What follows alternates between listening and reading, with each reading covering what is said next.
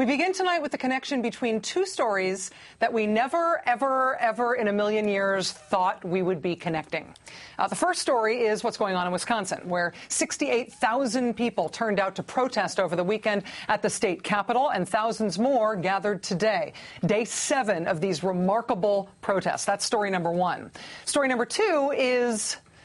fair warning, a story about which we tend to get aggrieved blog comments and voicemails from my mom whenever we show these pictures. But there's no other way to explain the story without showing these pictures. Oh, yeah.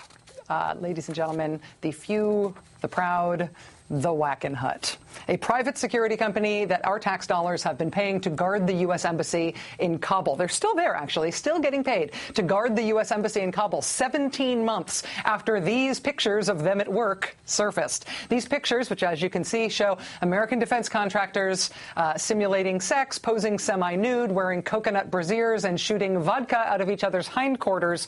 These guys worked for a subsidiary of the firm Whackin' Hut while they were doing this, teaching the world that it's possible to drink vodka out of places nobody had any idea you could or should drink vodka out of before.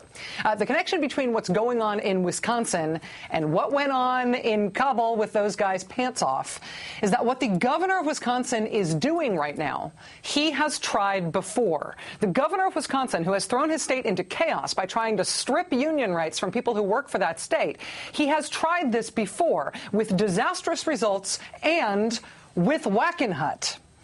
This is the Milwaukee County Courthouse. As you can see, it is a very pretty building.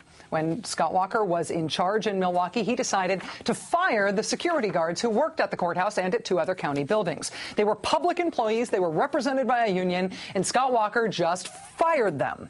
Now, the county board was opposed to that. They rejected his plan. But then after he was blocked by the county board, Mr. Walker just unilaterally insisted that he could do it anyway. He just seized the power to do it, claiming he had the right because there was a budget emergency. And so all of those union security guards got fired, and Scott Walker replaced them with the vodka company guys. He replaced them with Whackin' Hut, with a private company called G4S Whackin' Hut, which is based in the UK and which uses, naturally, non-union security guards. Mr. Walker fired all of the union guards and replaced them with private non-union guards. This was like the dress rehearsal for what Scott Walker is doing at the state level right now, and it may offer a little bit of foreshadowing as to how this is all going to work out. An arbitrator in Wisconsin ruled just last month that the so-called budget emergency that Scott Walker used to justify hiring the butt vodka company guys by decree, doing it unilaterally, that justification was essentially ginned up. Quote, the county did not have a true budget crisis at the time, according to the decision from the arbitrator. It's true that the county was facing a budget shortfall, but again, according to this arbitrator, not a big enough one to justify Mr. Walker's hair on fire, it's an emergency, I can do what I want actions. Also, firing all of those union guards did not turn out to save the money that Mr. Walker said it was going to save. Since Scott Walker hired the coconut bra vodka guys, the county has since had to revise down, way down, how much money that would save. Turns out they overguessed by more than $330,000. But wait, there's more. An arbitrator just ruled Walker overstepped his authority, and now the county must give those guards their jobs back and provide back pay. Scott Walker's last big cost-saving bust-the-union stunt could ultimately end up costing his former employer, Milwaukee County, close to $500,000 after all is said and done. And, you may be shocked to learn, turns out the coconut brassiere drinking vodka out of your friend's orifices company didn't do that great a job for the people of Wisconsin once Scott Walker gave them those used-to-be public, used-to-be union jobs.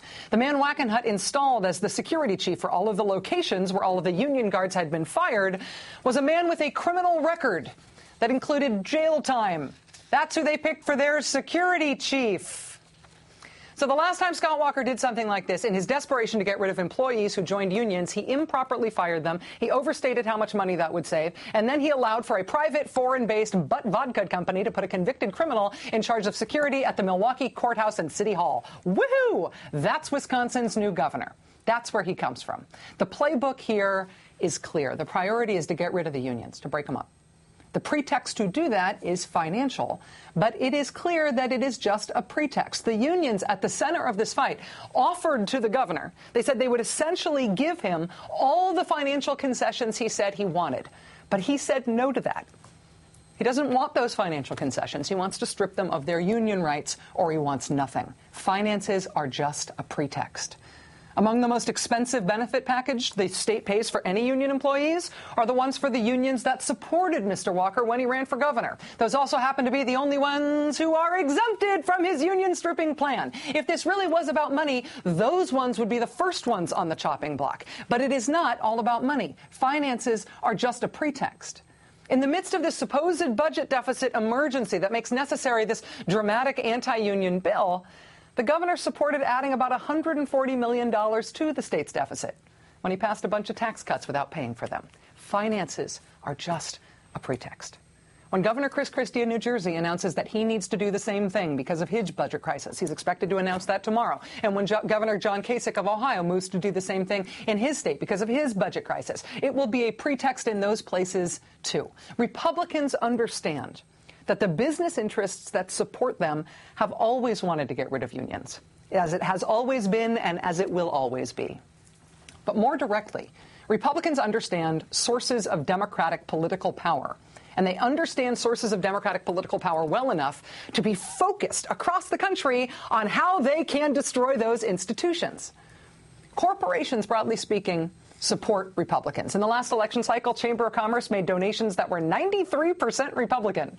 But the people who cash paychecks instead of sign them, the people who work for companies instead of own those companies, actual humans instead of conglomerates, labor unions, those groups, broadly speaking, do tend to support Democratic causes.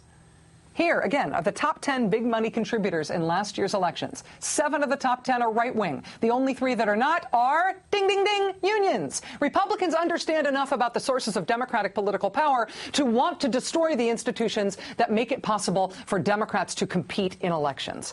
The question is whether or not Democrats understand the sources of their political power well enough to defend those institutions against Republican attacks. Republicans, ideologically speaking, like to talk smack about the government, right? Government is the problem. Government is not the solution to our problem. Government is the problem. Government is the problem. That's always the great awkwardness at the heart of Republicans campaigning for political office. If you don't like government so much, if you think that government is the problem, why do you want to be in charge of it? But there are 2 things that Republicans really like about having government power. One is the opportunity to hive off things that the government does and give them to private companies to be done for profit instead. Hello, you there in the coconut bra.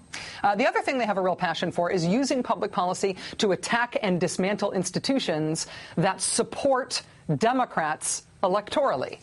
So just in case it wasn't crystal clear enough, that's what's going on in Wisconsin, that's what explains why 70,000 people were in the streets of Madison this weekend.